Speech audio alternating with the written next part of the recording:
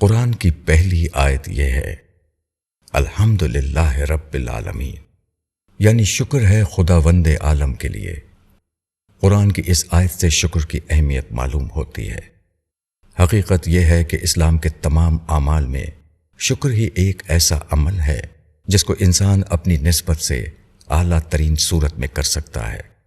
دوسرے تمام اعمال مثلا عبادت اور اخلاق اور معاملات کی ادائیگی میں مختلف اسباب سے کچھ نہ کچھ کمی رہ جاتی ہے، لیکن شکر کا تعلق دل اور دماغ سے ہے، اور جس چیز کا تعلق دل اور دماغ سے ہو اس کے بارے میں یہ ممکن ہوتا ہے کہ آدمی اس کو اس کی کامل صورت میں ادا کر سکے۔ یہاں وہ اپنے تمام جذبات اور اپنی ساری سوچ کو خدا کے سامنے پیش کر سکتا ہے۔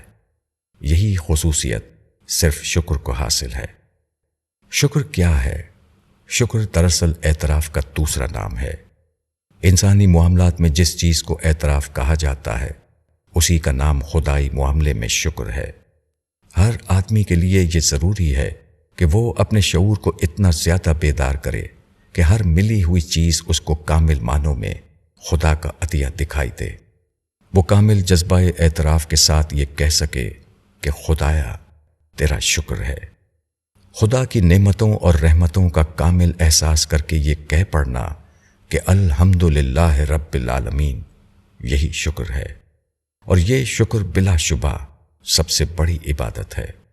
موجودہ دنیا میں وہ چیز بہت بڑے پیمانے پر موجود ہے جس کو لائف سپورٹ سسٹم کہا جاتا ہے۔